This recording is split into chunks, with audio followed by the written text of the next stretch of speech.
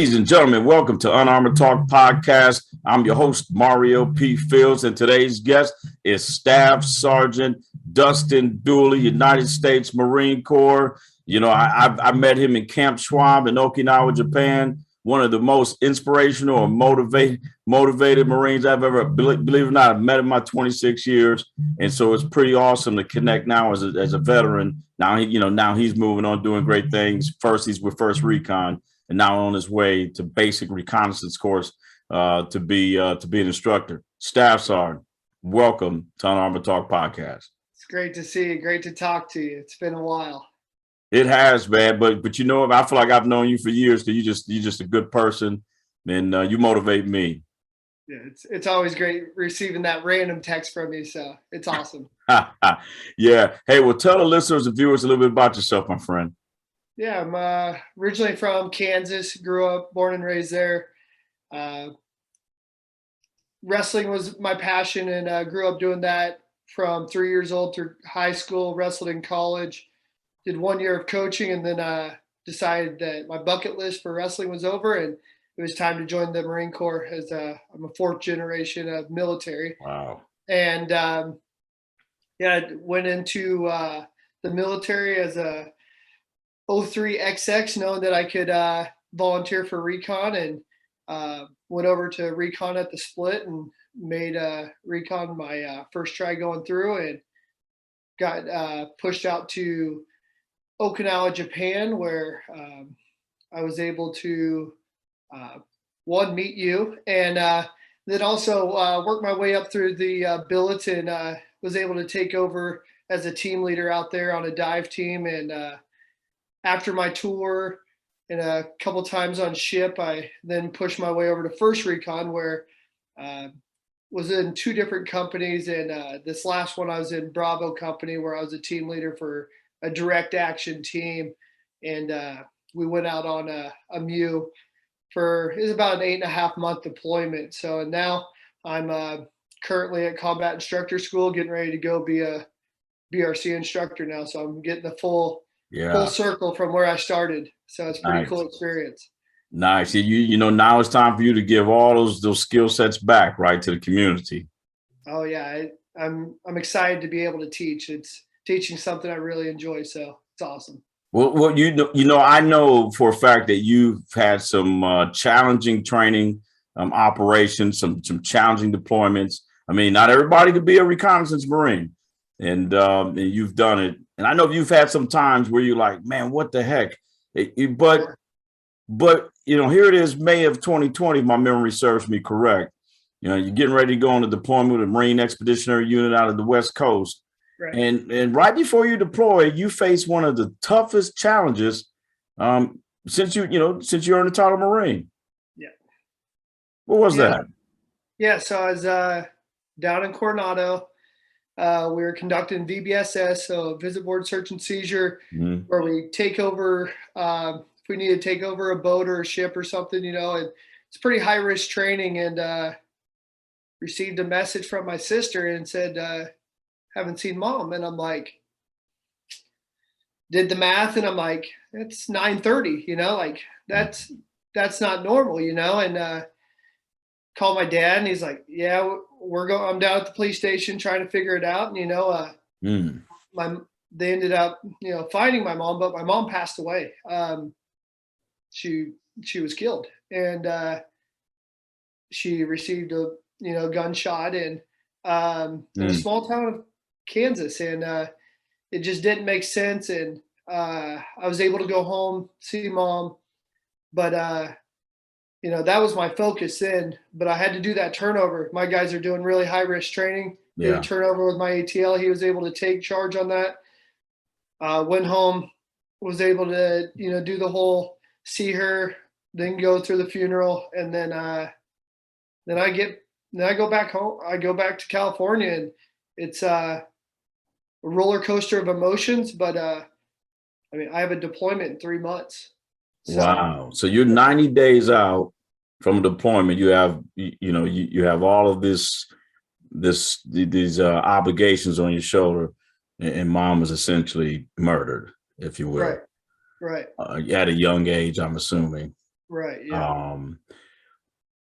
What emotions did you experience on your way back to Camp Pendleton? Right.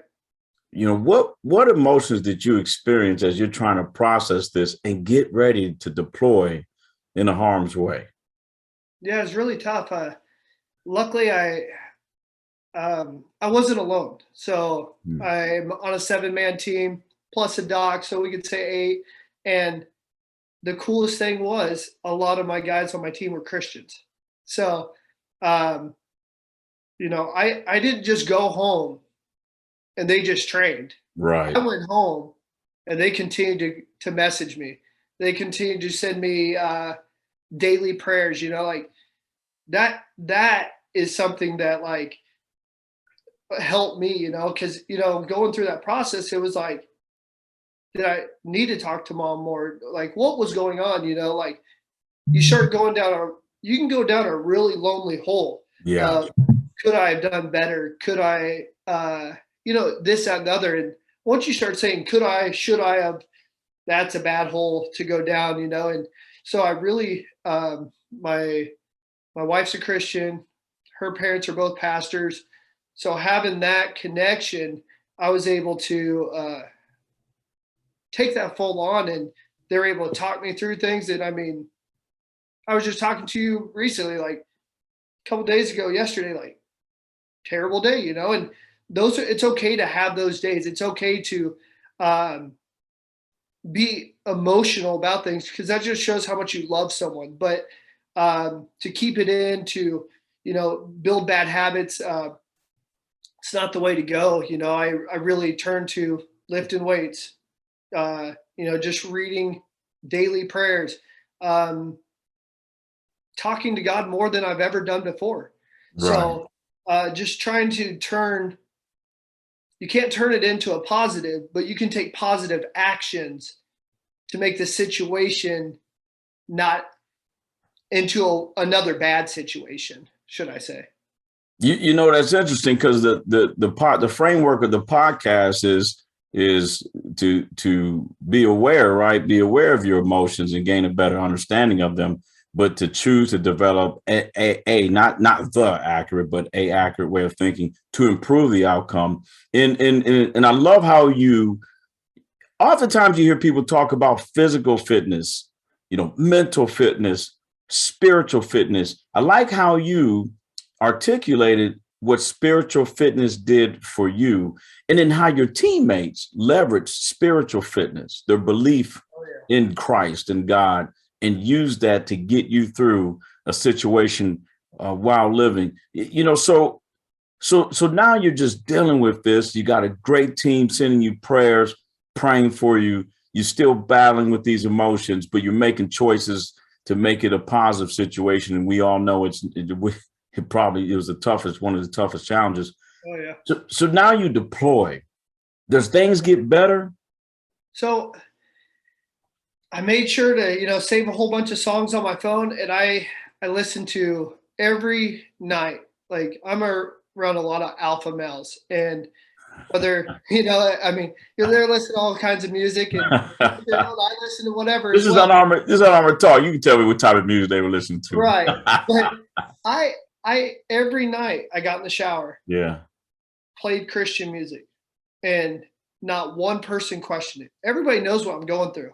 And every night for the first, we say 4.5, I'd say 3 months at least, I cried every single night, shower, and the guys didn't question it at all. They listed all types of music, and I was just like, they all knew what I was going through, and it was my choice to go on this deployment, and I'd play this Christian music, and I cried every single night for 3 months straight. And wow.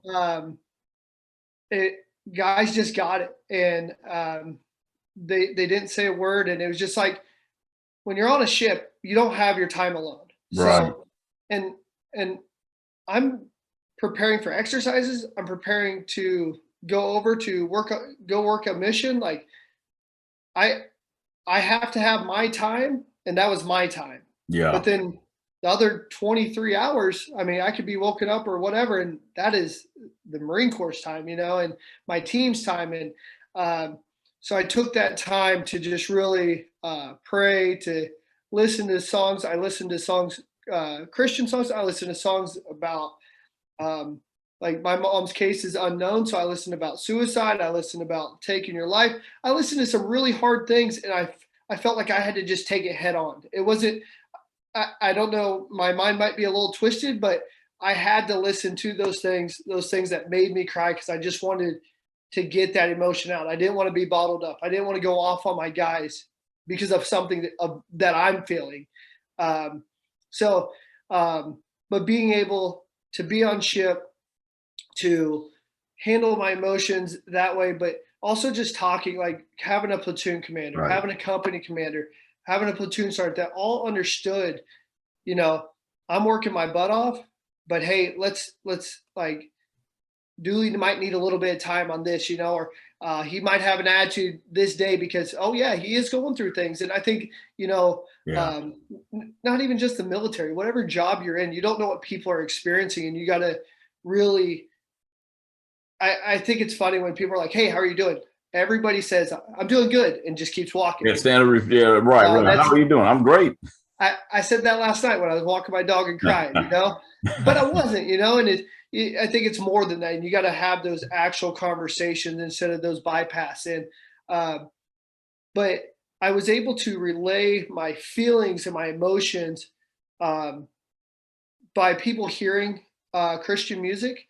And I didn't even have to say anything. They just heard it. And I think it helped people around me, because not everybody's doing great on ship. Nobody wants to be on ship. And so they're hearing, the word and through music. And then we went over to the Somerset, and there was a chaplain over there. His name was Chaplain Cho. Awesome. And he, during church one time, he asked me something, and it was like the question that like made my brain flip. And it was like, I understand. I am on my way of understanding and processing, maybe 6 months later, from my mom passing away, what did happen? And, and he said, what was the hardest thing you ever had to realize? I just started crying. Right. And I wrote down, my mom has gone to heaven. I knew my mom was in heaven, but to, I guess, understand that was a different thing. Right. And that guy held me in his arms. I cried, and like, he was there for me, and just having somebody around, someone to talk to, I was able to then work on my emotions to the point where, I mean, God does crazy things. Say it ain't so. Yeah. So we crossed the international date line. Out of all the days in the year, what day did we cross the international date line? On my mom's birthday. I gotta experience my mom's birthday and celebrate her life 2 days in a row. The day we got off ship. Before that, I sent out, a message. Hey, going through Mother's Day, going through this, going through that. I sent to all my team, sent to my leadership, like, hey, my emotions are off. This is why. And it was great to just be able to get that out and just be able to talk to someone and talk to them and have them understand. The day we got off, my mom passed away May 20th of 2020. We got off ship May 20th of 2021. The next year, the exact date when I'm supposed to be happy getting off ship, seeing my beautiful wife, and it's that day. And, we kind of talked about it. It's a choice. Am I going to be sad about it, or do I get to celebrate her life? And, wow. I can be down in the dumps, and I can really, go internal, or I can celebrate all the things that my mom and I did, So it was wild to like experience those two things, on those exact dates. Like there's no way that could ever line up again, Yeah, and if it does, we're gonna have to play the lottery. I mean, I need put to. some humor, but and I like how you talked about it. You chose. you didn't have to be positive. You could have been depressed and inoperable, and ineffective, but you chose to listen to Christian music. You chose to reinforce your faith in Christ and your beliefs, your beliefs in the Bible and the scripture and things of that nature. You chose to open yourself up to your teammates, and regardless of what criticism or judgment you may have, you're a Marine, you're Recon, what? But you chose, and look at what happened, and look at the results of choosing and improving the outcomes of a situation while living, which was devastating. Yeah. From me just interviewing you and just learning more during this interview, if you had to leave any, advice, give any advice to anybody, and that's in any industry, because we're all living and there's events we're going to experience that we can't control. What advice would you give them going through something like what you just went through?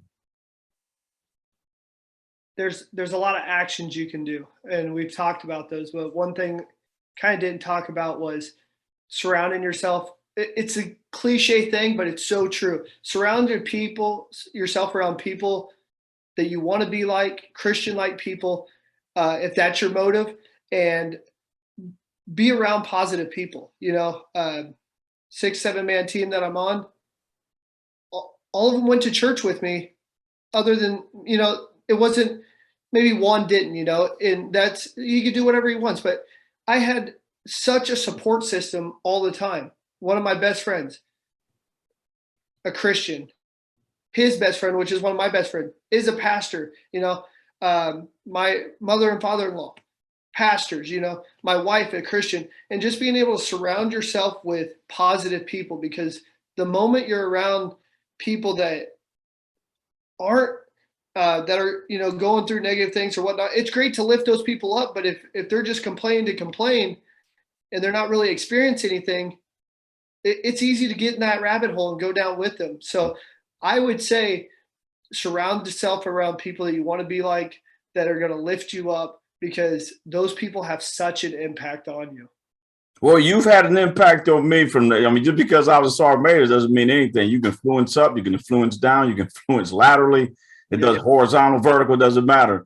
And I will tell you this, I can see it through your behavior, your belief structure in what you believe and how you think is definitely a positive thing. And it made an impact on me. I truly appreciate you. I truly appreciate you having the courage to remove your armor, to come on Unarmored Talk podcast. And if anybody ever wanted to follow you, right? I know you guys probably don't do a lot of social media, but if anyone ever wanted to find you or follow you, how could they actually find you, Staff Sergeant? They can find me on email if you want to put that on, but I'm pretty easy just to find on Facebook or Instagram. So just look me up by my name and I'm on there. I'm more than willing to answer any questions, whether it's going through times like this. I'm definitely there for anybody at any time. Going the military route, whatever you guys want to go through, whatever you guys want to talk about, I'm here. Truly appreciate it. Ladies and gentlemen, until next time, we'll see you later.